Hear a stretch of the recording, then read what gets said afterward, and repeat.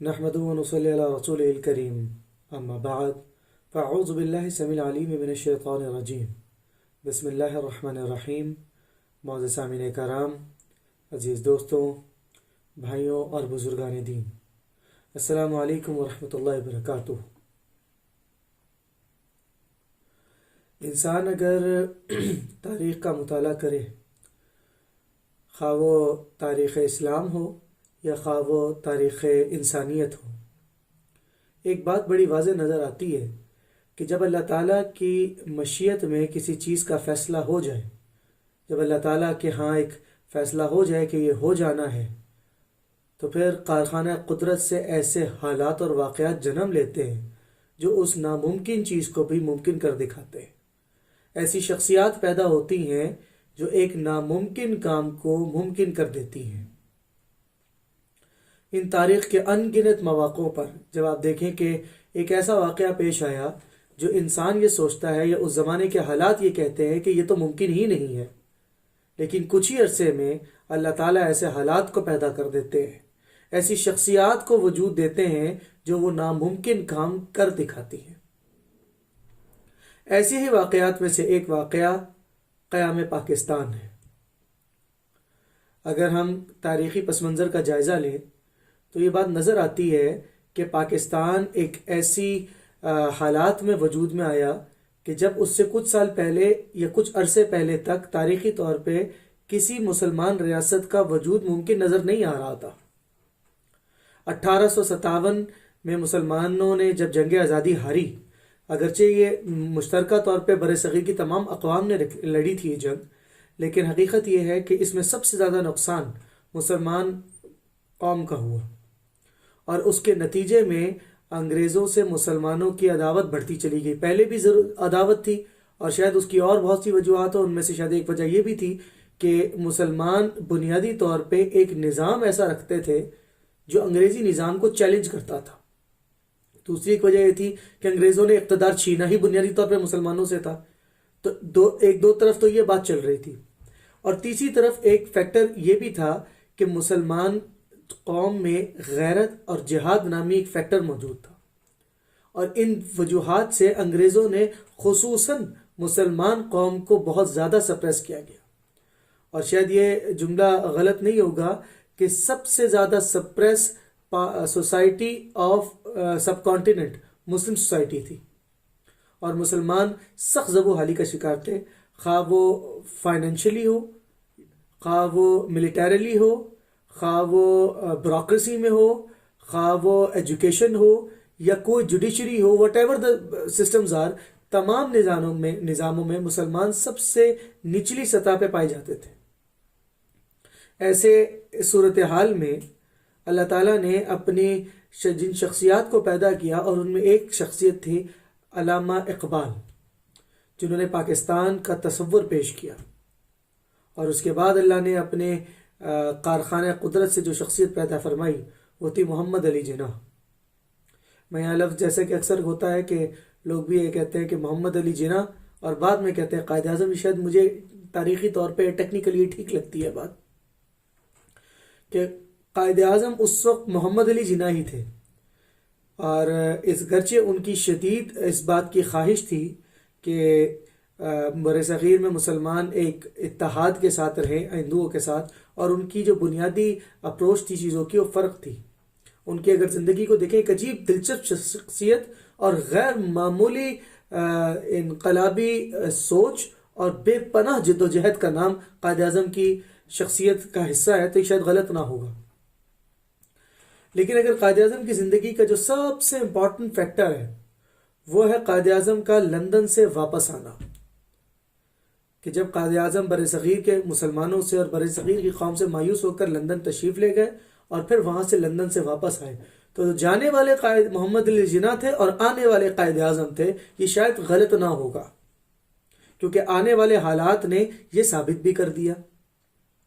कायद आज़म की अप्रोच भी बदली और उसकी अप्रोच के बदलने में जहाँ और बहुत सारे फैक्टर्स थे, वहाँ एक बहुत बड़ा फैक्टर कायद आज़म के साथियों का था। उनको एक ऐसा विजनरी मिला जिन्होंने उनको एक नज़रिया दिया, एक आइडिया दिया जिस पर वो काम कर सकते थे। वो थे हज़रत अल्लामा इकबाल, उसके बाद उनको ऐसे सियासी साथी मिले जिन्होंने उनको इस मिशन में इंतहाई माविन का किरदार अदा किया, जैसे कि खान लियाकत अली खान और दीगर हजरात। इसी के साथ साथ उनको ऐसे जय्यद उलमाए कराम का साथ भी मिला जिन्होंने कायद आज़म की दीनी असास को, इस पहलू को बहुत तरीके से संभाला। इसमें हज़रत मौलाना अशरफ अली थानवी साहब रहमतुल्लाह अलैह, हज़रत मुफ्ती शफी उस्मानी रहमतुल्लाह अलैह, हज़रत अल्लामा ज़फ़र अहमद उस्मानी रहमतुल्लाह अलैह और हज़रत अल्लामा शबीर अहमद उस्मानी रहमतुल्लाह अलैह जैसे जलील क़द्र बुज़ुर्ग हज़रात भी शामिल हैं। और इन्हीं हज़रात की काविश थी और कायद आज़म के साथ एक जिद्दोजहद थी जिसने पाकिस्तान को वजूद दिया। अगर ये बात कहा अंग्रेजी में जैसे कहते हैं आउट ऑफ द ब्लू, तो जो हालात हैं जिसमें जिस तरह मुसलमान माशरा सप्रेस था और एक तरफ ये और दूसरी तरफ एक तारीखी पहलू पैदा हो रहा है कि मुसलमान दुनिया जो जनाब रसूलुल्लाह सल्लल्लाहु अलैहि वसल्लम के ज़माने से अरब दुनिया से निकली थी और सारे आलम में फैल गई थी, वो तेज़ी से सिकुड़ रही थी। आलम इस्लाम का उस ज़माने में जायज़ा लें, आप बांग्लादेश से शुरू करें और तुर्की तक चले जाएं और वहाँ दूसरी तरफ अफ्रीका से होते हुए स्पेन तक चले जाएं, तीसरी तरफ कॉकसस तक चले जाएं, इन सारे खित्तों में पूरी दुनिया में उस वक्त आलम इस्लाम बुरी तरह तबाहाली का शिकार था। और कहीं मुसलमान हार चुके थे, कहीं गुलाम हो चुके थे और कहीं टूटने को थे, कहीं तबाह हो रहे थे। मुख्तलिफ हालात, लेकिन मजमूई तौर पे पूरी आलम इस्लाम शदीद ज़बूहाली का शिकार थी। और एक डर अंदर पैदा होना शुरू हो गया था कि जिस रफ्तार से इस्लाम अरब के मैदानों से निकला था, अरब के सहराओं से निकला था, कहीं इसी तरह इस्लाम वापस ही ना चला जाए, खुदा न खास्ता। ऐसे में इस्लाम की निशात सानिया का जो बेड़ा कायद आज़म मोहम्मद अली जिन्ना ने अल्लामा इकबाल के ख्वाब के ऊपर रखा, वो अपने आप में एक अजीब नज़ीर है। और कायद आज़म की ये खिदमत कि उन्होंने पाकिस्तान जैसा मुल्क बनाने में अहम तरीन किरदार अदा किया, ये बिलाशुबा नाकाबिल फरामोश है। आमतौर पे कहा जाता है कि पाकिस्तान का जो तसव्वुर पेश किया वो अल्लामा इकबाल ने किया, पाकिस्तान को बनाने वाले कायद आज़म हैं। हकीकत तो ये है कि बनाने वाले तो अल्लाह ही हैं। ये सब अल्लाह असबाब पैदा करते हैं, शख्सियात पैदा करती हैं, बनाने वाले अल्लाह हैं। हमारी ये बड़ी बदकिस्मती है कि हमने कायद आज़म जैसे ज़बरदस्त लीडर की शख्सियत को अपने रंग में ढालने की कोशिश की है। जो कोई उनको सेकुलर बना देता है, कोई उनको जो है वो मजहबी बना देता है, कोई उनको जनाब शिया बना देता है, कोई उनको सुन्नी कह देता है, कोई तरह तरह की बातें करते हैं। ये हमारी बदकिस्मती है, तारीखी बदकिस्मती है। हमारे उम्मत में जो ऐसी शख्सियात पैदा हुई या जो ऐसे वाक़यात हैं जिससे हमें सबक सीखना चाहिए, बदकिस्मती है हम उसे मुतनाज़े बना देते हैं। ऐसी शख्सियात को मुतनाज़े बना देते हैं, ऐसे वाक़यात को मुतनाज़े बना देते हैं। कुछ सही भी हो सकती है, कुछ गलत भी, लेकिन एक बात बहरहाल एस्टैब्लिश्ड है और वो ये कि पाकिस्तान एक हकीकत है और इंशाअल्लाह ये वो हकीकत है जो एक ऐसे नज़रिए पे कायम हुई है जो नज़रिया ला इलाहा इल्लल्लाह है। ये इस्लाम का नज़रिया है, इसका झंडा इस्लाम का झंडा है। ये बहुत बड़ी नेमत है।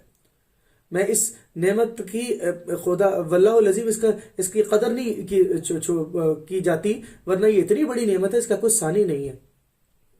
मुझे पिछले दिनों एक सफ़र का एक मुल्क का इत्तफाक हुआ और मैं ये सोच के गया कि जो है मुसलमान मुल्क है तो चले वह सारी चीज़ें होंगी, तो मैं जाए नमाज नहीं लेके गया इस ख्याल से कि वहाँ तो मुसलमान मुल्क है, मुसलमान आबादी है। तो मुझे पहले रोज़ इतनी शदीद तकलीफ़ का एहसास हुआ कि मैं बाहर निकला, मैं सारे इलाके को छानता रहा, ना मुझे मस्जिद बताने वाला कोई मिला, ना क़िबला बताने वाला कोई मिला, ना वज़ू की जगह बताने वाला कोई मिला, ना कोई जाए नमाज देने वाला मिला। कई दिन के बाद जब मैंने अजान सुनी तो अल्लाह लज़ीम मुझे इस ज़मीन पाकिस्तान की जो कदर का एहसास हुआ, मैं बयान नहीं कर सकता।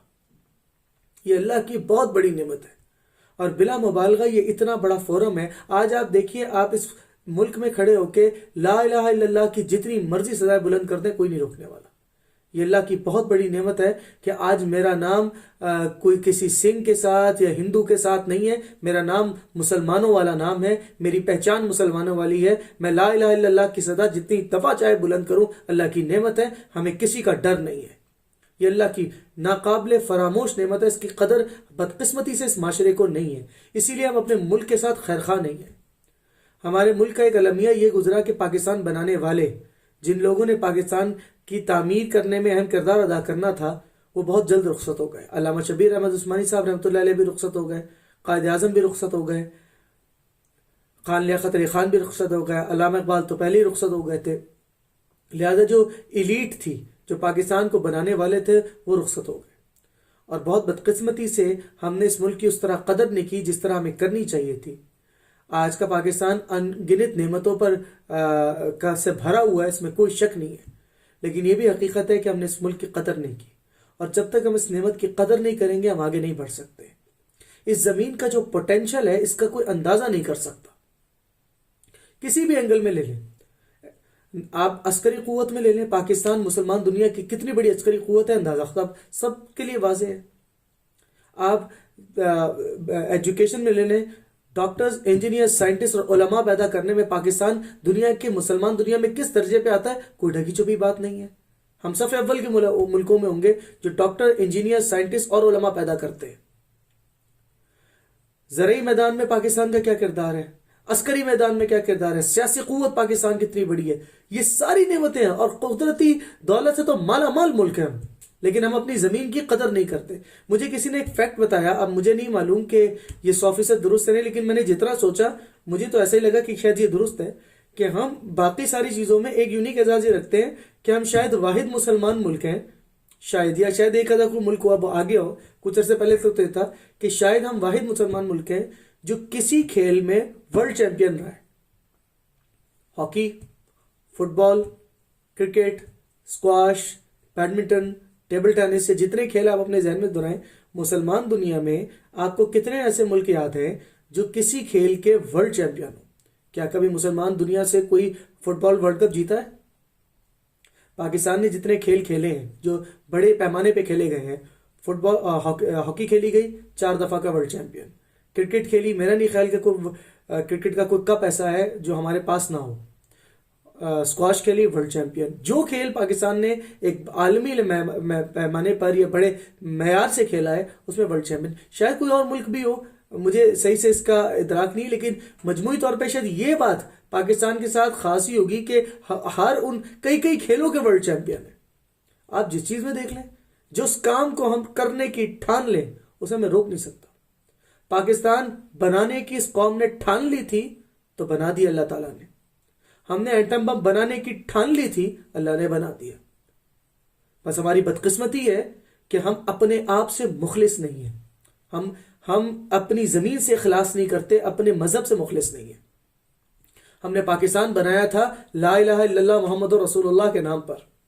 बदकिस्मती है कि हमने इस पर अमल नहीं किया।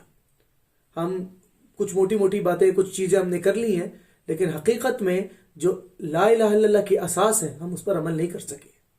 और यही बुनियादी वजूहात में से एक वजह है कि हम तरक्की नहीं करते। हम अपना निज़ाम सूद पर रखते हैं, हम हलाल और हराम की तमीज़ नहीं करते, हम बेहयाई फैलाते हैं, हम अल्लाह की हुदूद को कदम कदम पर तोड़ते हैं। ज़रा ठंडे दिल से सोचें, जो काम अल्लाह के कदम कदम पर नाफरमानी करे, फिर वो कैसे तकाजा कर सकती है इस बात का कि अल्लाह उसको उरूज भी देंगे। उम्मत मुस्लिमा ने उरूज हासिल किया है ला इलाहा इल्लल्लाह के साथ। कुरान हमारे हाथ में था, हम सहाबा कराम के तरीके पे थे तो कहाँ मौजूद थे। आधी दुनिया पर उमर फारूक उस वक्त की नॉन वर्ल्ड का आधी दुनिया, या पता नहीं पूरी दुनिया का कितना बड़ा हिस्सा था, अंदाजा नहीं है। एक दफा एक तुक्का लगाने की कोशिश की तो शायद हज़रत उमर फारूक के पास 15 या 20 मुल्क आ जाएं, इतना बड़ा मुल्क सल्तनती सहाबा कराम के दौर में। और अगर वो बाद में जो फैली है तो वो तो 28 से ज्यादा मुल्क उसके अंदर आ जाए, इतनी बड़ी सल्तनत। वजह ला इलाहा इल्लल्लाह। और अगर हम ये छोड़ देंगे तो हम इस्लाम का हक अदा नहीं करेंगे। हमारी ये बुनियादी बात कि हम इस्लामी उसूलों के मुताबिक ये मुल्क चलाएं, ये बुनियादी बात है। अगर हम ये बनाने में करने में कामयाब हैं तो हमने नजरिया पाकिस्तान की भी हिफाजत की, पाकिस्तान की वजह की भी हिफाजत की, अपनी आखिरत भी संवारी और दुनिया भी संवारी। इस मुल्क की तरक्की इंशाअल्लाह ला इलाहा इल्लल्लाह ही के साथ जुड़ी है। अल्लाह ताला मुझे, आपको, हम सबको इस पर अमल करने की तौफीक अता फरमाए। जज़ाकल्लाहु खैरा। अस्सलामु अलैकुम व रहमतुल्लाहि व बरकातहू।